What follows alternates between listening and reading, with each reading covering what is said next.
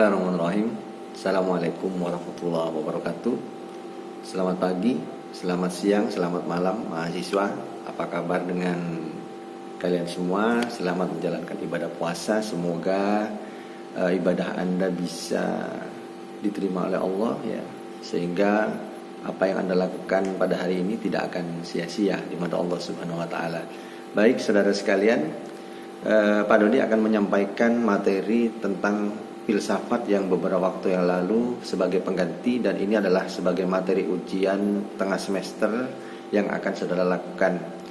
Apa saja yang kita sampaikan, mari kita simak bersama-sama. Jangan lupa membawa catatan dan isi lembar kerja Anda dengan apa yang saya sampaikan, dan jangan lupa apa yang kami sampaikan ini bisa bermakna dan bisa dijadikan sebagai dasar atau pola Anda dan sebagai pemahaman Anda dalam menjalankan hidup ini. Untuk kali ini saya akan menyampaikan tentang ajaran filsafat.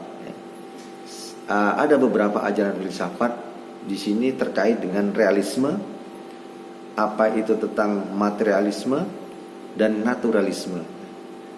Sebelumnya Anda sudah paham mengenai apa itu hakikat manusia, bagaimana itu penalaran dalam pola hidup manusia.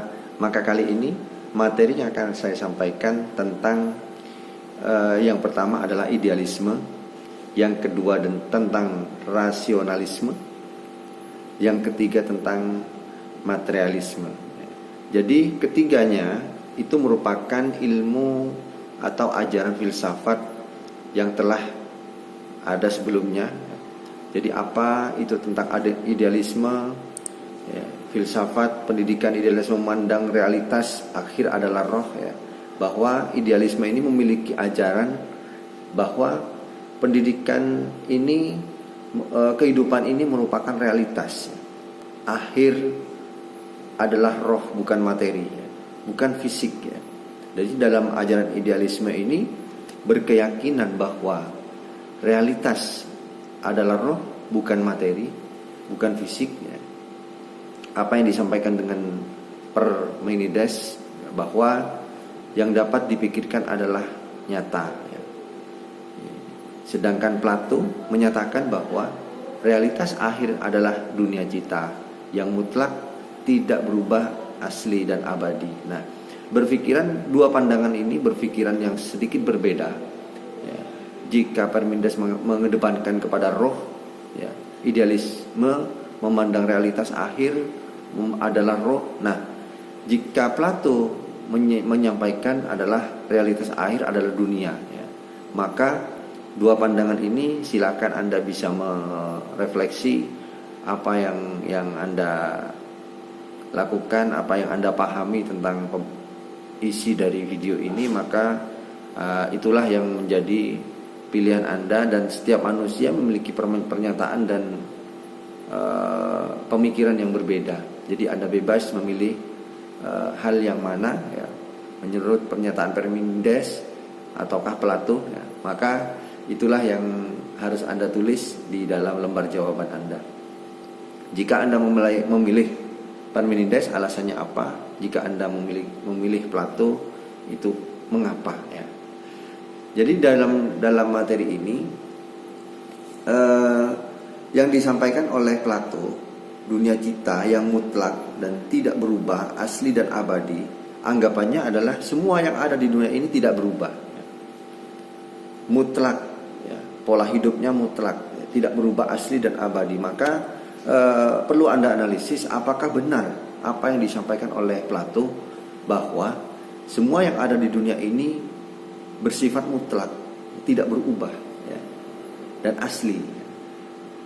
Apakah penciptaan oleh Tuhan yang Maha Kuasa Allah Subhanahu wa taala, apakah itu benar-benar asli? Apakah itu merupakan realitas yang bisa kita rasakan bersama? Contohnya halnya adalah udara. Udara, apakah ini asli atau buatan manusia atau bagaimana yang kita rasakan bersama? Nah, inilah adalah makna ya.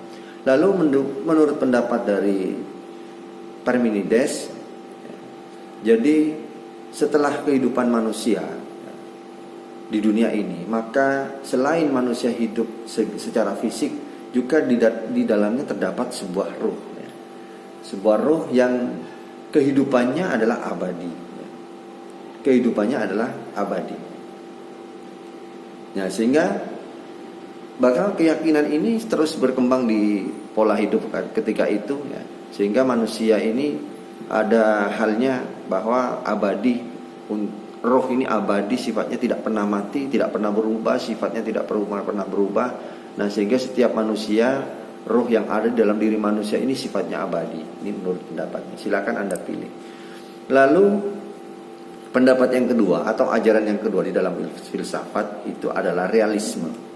Realisme. Menurut filsafat ini, hakikat realitas terdiri atas dua fisik dan dua roh, dunia rohani. Jadi menurut realisme, pendapat realisme, filsafat ini hakikatnya adalah menjadi ada dua, yaitu secara fisik dan secara rohani. Secara fisik apa yang kita rasakan saat ini? Kita memiliki fisik yang sangat sempurna, ya. Kita memiliki tangan, memiliki panca indera, memiliki kulit yang bisa merasakan apapun, bahkan terik matahari dapat kita rasakan. Nah, inilah filsafat hakikat realitas yang Anda rasakan saat ini.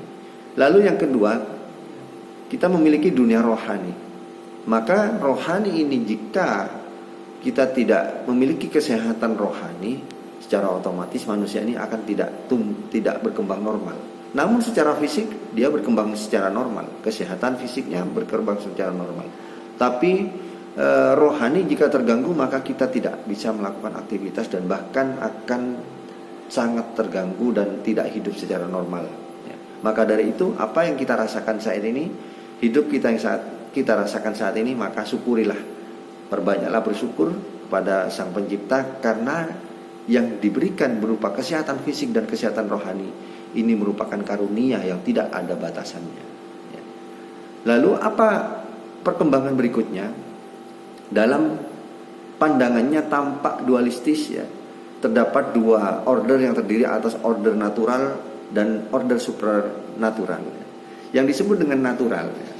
Di sini manusia hidup atas usahanya, menjaga kesehatannya, kesuksesannya, itu adalah bentuk dari usahanya mereka. Tapi kalau misalkan siswa ini berkembang kesuksesannya tanpa adanya usaha, maka itu mustahil yang kita dapatkan. Nah, sehingga di dalam kepentingan ini keduanya harus kita jaga dan kita usahakan.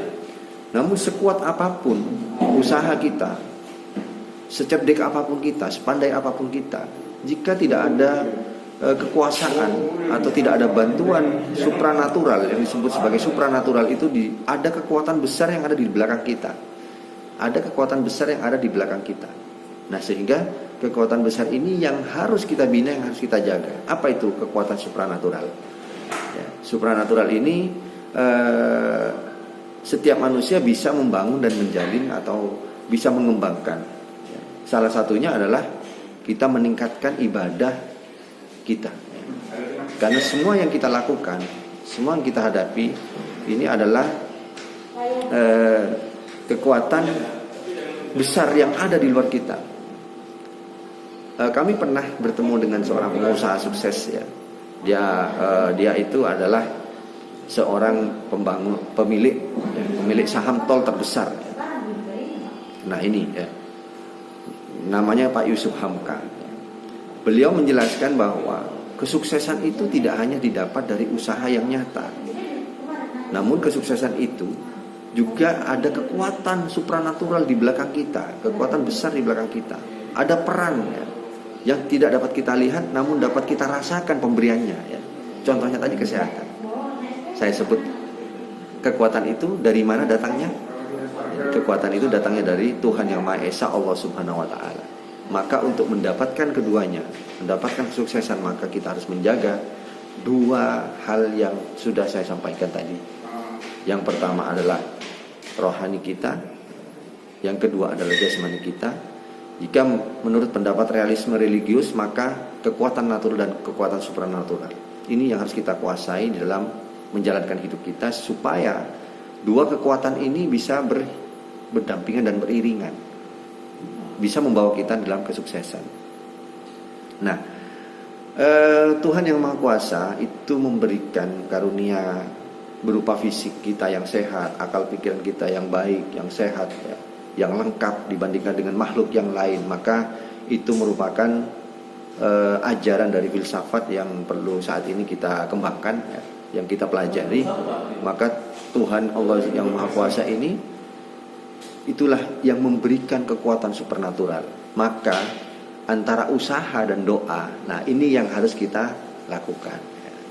Usaha dan doa. Kita berusaha mati-matian tapi tidak bisa berdoa, maka mustahil Anda akan sukses secara abadi. Tapi jika sebaliknya, jika kita hanya berdoa tanpa mengutamakan usaha, maka keduanya akan mustahil kita jalani. Maka mahasiswa sekalian, silakan Anda catat hal-hal yang penting, dan kalau bisa Anda terapkan di dalam kehidupan sehari-hari. Kita mengarah kepada materi yang ketiga, yaitu tentang materialisme. Di dalam ajaran filsafat ini, materialisme itu adalah hal-hal yang dianggap nyata, yang bisa diteliti, yang bisa dikaji. Contohnya ada ilmu pengetahuan.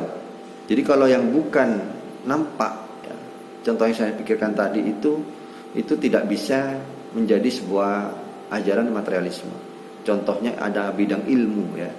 Ada bidang ilmu. Lambat laun manusia akan hidup penasaran dan akhirnya meneliti hal-hal yang belum diketahui. Contohnya seperti biologi.